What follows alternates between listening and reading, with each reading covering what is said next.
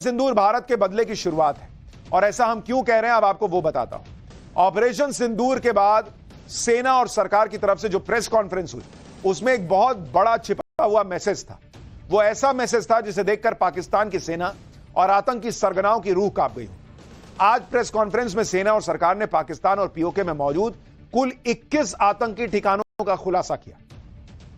इन आतंकी ठिकानों की लोकेशन तक मैप पर दिखाई सेना ने।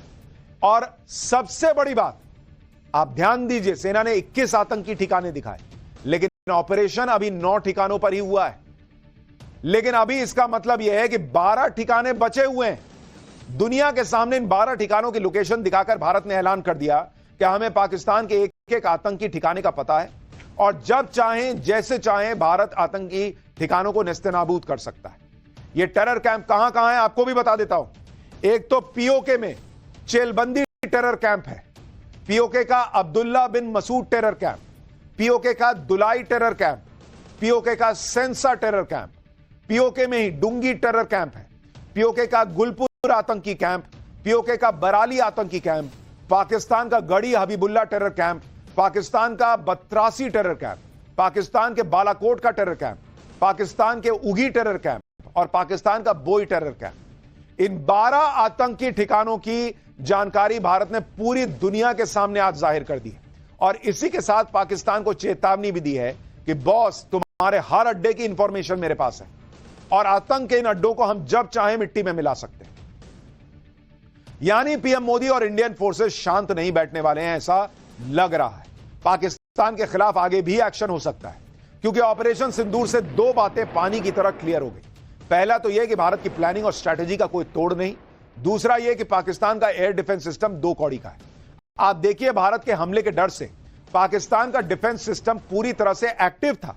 पाकिस्तान के पास Chinese air defence system HQ-9 है जो 24 घंटे पाकिस्तान बॉर्डर की निगरानी कर रहा था, जिससे भारत के जेट या मिसाइल अंदर न घुस सके। एडवांस रडार सिस्टम और फाइटर जेट भी तैनात किए गए थे, लेकिन भारत की प्लानिंग के आगे कुछ काम नहीं आया।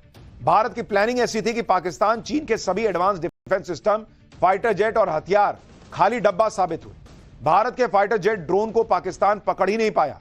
चाइनीज डिफेंस सिस्टम ट्रेस ही नहीं कर पाया कि भारत के जो हथियार है वो अंदर घुस रहे हैं।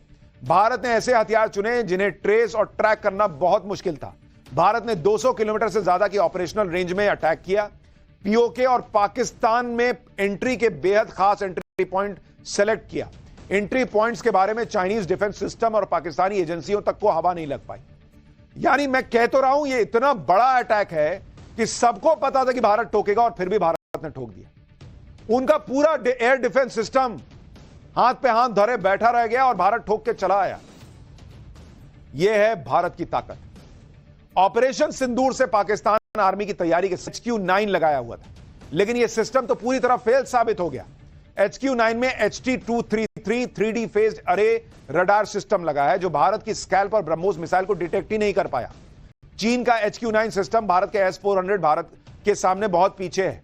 S-400 को तैनात करने में 4 से 5 मिनट लगते हैं, जबकि HQ-9 को 35 से 40 मिनट का समय लग जाता है। इसके अलावा S-400 की रेंज 400 किलोमीटर तक है, जबकि HQ-9 की रेंज 125 से 200 किलोमीटर। पाकिस्तान ने इस सिस्टम को 2021 में अपनी सेना में शामिल किया था। भारत के फाइटर जेट्स और मिसाइल को पकड़ सके उसकी कोशिश ये थी, लेकिन यह सिस्टम भी 2 कौड़ी का साबित हुआ। यानी पाकिस्तान के गाल पर करारा तमाचा लगा है, लेकिन उसको देखती रह गई। लेकिन पाकिस्तान अपने लोगों को खुश करने के लिए झूठ फैला रहा है कि उसने भी भारत के फाइटर प्लेन पर हमला किया। अब ये तस्वीरें देखिए, इसमें पाकिस्तान ने दावा किया है कि पाकिस्तान की सेना ने बहावलपुर के पास एक भारतीय राफेल विमान को मार गिराया, लेकिन भारत की PIB फैक्ट चेक ने इस दावे को खारिज कर दिया। दरअसल जो तस्वीर पाकिस्तान दिखाकर राफेल को गिराने का दावा कर रहा है वो 2021 में पंजाब के मोगा में हुए एक MiG-21 के दुर्घटनाग्रस्त होने की तस्वीर है, लेकिन पाकिस्तान इसे राफेल का हमला बताकर बेच रहा है। भाई वो क्या करे, उसको भी तो अपने लोगों को कुछ बताना है। एक तो लपड़ खाया है, कुछ कर नहीं पा रहा भारत का, क्या बोलेगा कि हम भाई मार खा के रह गए, तो कह रहा हमने ये गिरा दिया, हमने वो गिरा दिया। एक और तस्वीर देखिए, इसमें दावा किया गया है कि पाकिस्तान एयरफोर्स ने श्रीनगर एयरबेस को निशाना बनाया। इसमें श्रीनगर एयरबेस तबाह कर दिया गया, लेकिन सच्चाई यह है कि यह 2024 की पाकिस्तान के खैबर पख्तूनख्वा की तस्वीर है। जनवरी 2024 में पाकिस्तान इस इलाके में दंगे हुए थे, जिसमें एक बिल्डिंग को आग लगा दी गई थी। लेकिन इसका एयर स्ट्राइक से कोई लेना देना नहीं। और यही तस्वीरें बता रही हैं कि पाकिस्तान कुछ नहीं कर पाया क्योंकि उसको झूठ फैलाना पड़ रहा है। भाई भारत ने तो जो किया उसका खुला सबूत है, तुम दिखाओ ना खुला सबूत, झूठ क्यों फैला रहे हो? पाकिस्तान यह भी झूठ फैला रहा है कि पाकिस्तान एयरफोर्स ने एक मिसाइल हमले में भारतीय ब्रिगेड के हेडक्वार्टर को ही उड़ा दिया। यह दावा भी पूरी तरह से झूठा और मनगढ़ंत निकला। इन्होंने हमारे मासूमों को मारा।